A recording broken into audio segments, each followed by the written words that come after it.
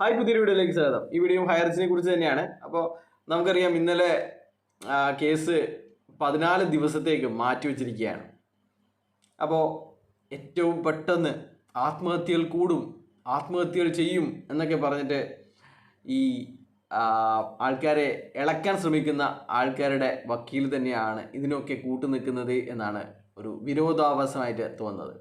അപ്പോൾ 1-ാം തീയതി കൊടുത്ത കേസ് ഇവർ 2 തവണ ആഴ്ചക്കാഴ്ചയ്ക്ക് മാറ്റിവെച്ചതിന് ശേഷം ഇപ്രാവശ്യം മാറ്റിവെച്ചത് ഗവൺമെൻറ്റിൻ്റെ വക്കീലാണ് എന്നുള്ള ഒരു മാറ്റം മാത്രമേ ഉള്ളൂ.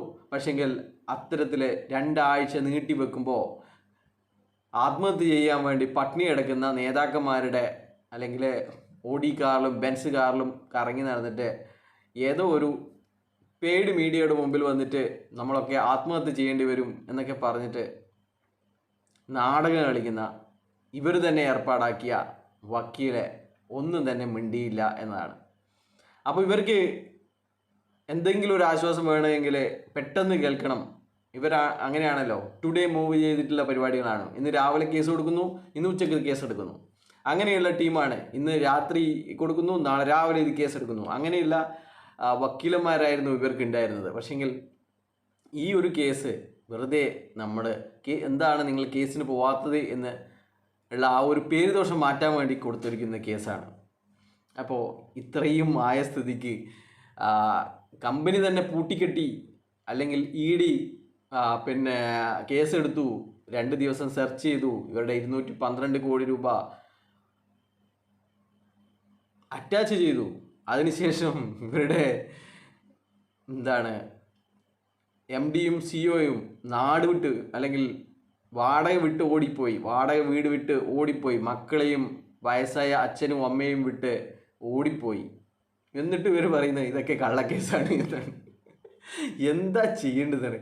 ഒട്ടുമിക്ക നേതാക്കന്മാർക്കും ഇവരുടെ ലീഡർമാർക്കും അറിയാം ഇവർ ചെയ്യുന്നത് മണി ചെയിനാണ് എന്നും, നമ്മൾ മാത്രമല്ല തട്ടിപ്പ് നടത്തുന്നത് എന്നാണ് ഇവർ ഒരു ഭംഗിക്ക് വേണ്ടി പറയുന്നത്. ഹയർച്ച് മാത്രമല്ല തട്ടിപ്പെടുന്നത്, മറ്റ് കമ്പനികളും മറ്റ് MLM കമ്പനികളൊക്കെ ഇത് ചെയ്യുന്നത് തന്നെയാണ്, അവരും ചെയ്യുന്നത് മണി ചെയിൻ തന്നെയാണ് എന്നാണ് അവർ അതിനു വേണ്ടി പറയുന്നത്.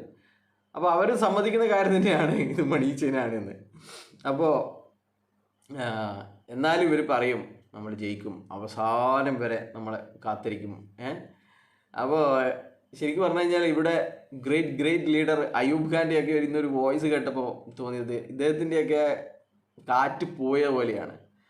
ഇതൊന്നും ഇപ്പോഴൊന്നും ശരിയാവില്ല എന്ന് പറയാണ്. നമ്മൾ ആദ്യമൊക്കെ കേട്ടിരിക്കുന്നത് 3 ദിവസം, 5 ദിവസം, 10 ദിവസം, അടുത്ത 20 വരെ, അടുത്ത 29 വരെ എന്നൊക്കെ പറഞ്ഞിരുന്ന ആൾക്കാരാണ്. അടുത്ത 10-ാം തീയതി വരെ, അടുത്ത 20-ാം തീയതി വരെ എന്നൊക്കെ പറഞ്ഞിരുന്നതാണ്. ഇപ്പം പറയുന്നത് അങ്ങനെ ഒരു ഡേറ്റും നമ്മളിപ്പം പ്രതീക്ഷിക്കരുത്, അവസാനം വരെ നമ്മൾ കാത്തിരിക്കണം, ചാവും വരെ കാത്തിരിക്കണം. അപ്പോൾ ലോകാവസാനം വരെ ഇതിൻ്റെ കേസുകൾ ഉണ്ടാവും. എന്ന് വെച്ച് കഴിഞ്ഞാൽ ഇവർക്ക് അറിയാലോ ഇതിങ്ങനെ വെറുതെ നീട്ടി പോവാണ്. അപ്പോൾ ഇതിൽ പൈസ ഇട്ടവർക്കൊക്കെ മനസ്സിലായിട്ട് അവർ ഓനോടൊന്നും ചോദിച്ചിട്ട് കാര്യമില്ല, ഓനും നമ്മളെ പോലെ തന്നെ ഇപ്പം വരുമാനമൊന്നും ഇല്ലാണ്ട് നിൽക്കുകയാണ് എന്ന് വിചാരിച്ചിട്ട് ചില ആൾക്കാർ ഒഴിവാക്കും. അപ്പോൾ 2-3 തവണയൊക്കെ പോയിട്ടാകുമ്പോൾ ഇത് വിട്ടുപോകും. പക്ഷേങ്കിൽ കുറച്ച് ഉള്ളവനാണെങ്കിൽ അതെങ്ങനെയാണെങ്കിലും നിങ്ങൾക്ക് ആകെ ചില ലീഡർമാർക്കൊക്കെ ആകെ കൈമുതലായിട്ടുള്ളത് വലിയ നാവും ഒരു 50 രൂപയുടെ ടാഗും മാത്രമാണ്, പിന്നെ ഒരു 600 രൂപയുടെ കോട്ടും. അവരൊക്കെ ഒരുപാട് പൈസ ഉണ്ടാക്കിയിട്ടുണ്ട്. അവരൊക്കെ പൈസ തിരിച്ചു കൊടുക്കേണ്ടി വരും. ഈ പൈസ തിരിച്ചു കൊടുക്കേണ്ടി പറഞ്ഞപ്പോഴാണ് എനിക്ക് ഒരു കാര്യം നിങ്ങളുമായിട്ട് പങ്കുവെക്കാനുള്ളത്. അപ്പോൾ ചില ആൾക്കാരൊക്കെ പറയുന്നുണ്ട് നമ്മൾ കോടതി തീരുമാനിച്ചതിന് ശേഷം നമുക്ക് കേസ് കൊടുത്താൽ മതിയില്ലേ, ഇപ്പോൾ കോടതിൻ്റെ കയ്യിലല്ലേ ഉള്ളത്, അതുകൊണ്ട് ഇപ്പോൾ നമ്മൾ കേസ് കൊടുക്കേണ്ട ആവശ്യമില്ലല്ലോ, ചിലപ്പോൾ കമ്പനി തിരിച്ച് വന്നാലോ എന്നൊക്കെ വിചാരിച്ചിട്ട് ഇങ്ങനെ നിൽക്കുന്ന ഒരാൾക്കാരുണ്ട്. അപ്പോൾ ഒരു കാര്യമേ പറയാനുള്ളൂ, അവരുടെയൊക്കെ പണം നഷ്ടപ്പെടും എന്ന് മാത്രമേ പറയാനുള്ളൂ. അപ്പോൾ ആർക്കെങ്കിലും പണം ആവശ്യമുണ്ടെങ്കിൽ ഈ ഒരു പെർമനൻ്റ് അറ്റാച്ച്മെൻറ്റ് ചെയ്യുന്ന മുറക്ക് തന്നെ കോടതി ഉത്തരവിടും. ലയബിലിറ്റി ലിസ്റ്റ് ഇതൊക്കെയാണ്, ഇവർക്ക് പൈസ കൊടുക്കണം. ഇത് ലേലം ചെയ്തിട്ടോ എങ്ങനെയാക്കിയാലും വേണ്ടിയില്ല, ഇവരുടെ പ്രോപ്പർട്ടിയൊക്കെ ലേലം ചെയ്തിട്ട് പൈസ ആക്കിയിട്ട് ഈ ലയബിലിറ്റി ലിസ്റ്റുള്ളവർക്ക് പൈസ കൊടുക്കുക എന്ന് മാത്രമല്ല ഓർഡർ ആയിരിക്കും കമ്പനിയുടെ ഡെസിഗ്നേറ്റഡ് കോർട്ടിൻ്റെ ഭാഗത്തു നിന്ന് ഉണ്ടാകാൻ പോകുന്നത്. അല്ലാതെ അതോടുകൂടി ആ ഒരു കോടതിയുടെ നടപടികൾ തീരുകയാണ്. പിന്നെയുള്ളത് ജില്ലാ കളക്ടറാണ് ഇത് ജപ്തി ചെയ്യലും ജപ്തി ചെയ്തത് ലേലം വെക്കലും അതിൻ്റെ പൈസ ഉണ്ടാക്കലും ഇവർക്ക് വീതിച്ചു കൊടുക്കലും ഒക്കെ ചെയ്യേണ്ടത്. അപ്പോൾ ഈ കോടതിയുടെ പെർമനൻ്റ് അറ്റാച്ച്മെൻറ്റിന് വേണ്ടി കാത്തിരിക്കുന്ന എല്ലാവരുടെയും പൈസ പോവും. അപ്പോൾ ആർക്കെങ്കിലും വേണമെങ്കിൽ ഈ പെർമനൻ്റ് അറ്റാച്ച്മെൻറ്റ് ആകുന്നതിന് മുമ്പേ, ആ ഒരു വിധി വരുന്നതിന് മുമ്പേ നിങ്ങൾ ലയബിലിറ്റി ലിസ്റ്റിൽ ഇടം നേടണം എന്നാണ് ഞാൻ മനസ്സിലാക്കിയത്. എനിക്ക് കിട്ടിയിരിക്കുന്ന ഇതിൻ്റെ തന്നെ ആൾക്കാർ പറഞ്ഞിരിക്കുന്നത് അങ്ങനെ തന്നെയാണ്. ഇനി ആരാണ് പറഞ്ഞിരിക്കുന്നത് എന്ന് പറയുന്നില്ല. ഇനിയിപ്പോൾ അയാളെ വിളിച്ച് ശല്യപ്പെടുത്തേണ്ട ആവശ്യമില്ല. ഇവർ ഇങ്ങനെ ഉളുപ്പില്ലാത്ത ആൾക്കാരാണ്. ഇപ്പം നമ്മൾ ഏതെങ്കിലും ഒരു ഉദ്യോഗസ്ഥൻ്റെ പേര് പറഞ്ഞിട്ടുണ്ടെങ്കിൽ ആ ഉദ്യോഗസ്ഥന് 1000-ഓളം കോളുകളായിരിക്കും പല വഴിക്കുന്നു. അതുകൊണ്ട് മാത്രമാണ് ആ ഉദ്യോഗസ്ഥൻ്റെ പേര് പറയാത്തത്. അപ്പോൾ അതുകൊണ്ട് നിങ്ങൾ കാത്തിരിക്കുന്നതാണെങ്കിൽ ലയബിലിറ്റി ലിസ്റ്റിൽ ഉൾപ്പെട്ടിട്ടില്ലെങ്കിൽ നിങ്ങളുടെയൊക്കെ പണം നഷ്ടപ്പെടും എന്നാണ് പറയാനുള്ളത്. പിന്നെയുള്ള ഒരു സന്തോഷ വാർത്ത എന്നുള്ളത് 2 തരം ആൾക്കാർക്ക് ഉറപ്പായും പണി കിട്ടുമെന്നുള്ള കാര്യം ഉറപ്പാണ്. ഒന്ന് ഇൻകം ടാക്സിൻ്റെ ഭാഗത്തു നിന്നായിരിക്കും, ഒന്ന് EDയുടെ ഭാഗത്തു നിന്നായിരിക്കും. നിങ്ങളുടെ നിക്ഷേപം 5 ലക്ഷത്തിൽ കൂടുതലാണെങ്കിൽ നിങ്ങൾക്ക് ഇവർ 2 പേരും നിങ്ങളുടെ വീട്ടിലേക്ക് പുരയിലേക്ക് ലെറ്റർ അയക്കാൻ ചാൻസ് ഉണ്ടെന്നല്ല, ഉറപ്പായാലും നിങ്ങൾക്ക് ലെറ്റർ അയക്കും. പിന്നെയുള്ളത് ഇതിൽ നിന്ന് വരുമാനമുണ്ടാക്കിയ എല്ലാവരുടെയും ലിസ്റ്റ് ഇവരൊക്കെ കൈക്കലാക്കിയിട്ടുണ്ട്. അവർക്കൊക്കെ നിങ്ങൾക്ക് ലെറ്റർ വരും. അപ്പോൾ ഈ 2 തരത്തിലുള്ള ആൾക്കാരൊക്കെ പണി ഉറപ്പാണ്. ഒന്ന് 5 ലക്ഷത്തിന് മേലെ നിക്ഷേപിച്ച ആൾക്കാർ, അവർക്ക് വരുമാനം ഒന്നും കിട്ടിയിട്ടില്ലെങ്കിലും അവർക്ക് കാരണം കാണിക്കേണ്ടി വരും.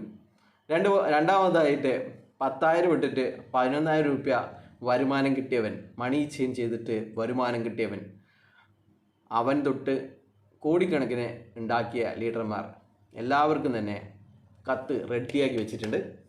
അപ്പോൾ നിങ്ങൾക്ക് പോസ്റ്റ്മാൻ നിങ്ങളുടെ വീട്ടിൽ കൊണ്ടുതരുന്നതായിരിക്കും. ആ വീട്ടിൻ്റെ അഡ്രസ്സ് എന്ന് പറയുന്നത് നമ്മുടെ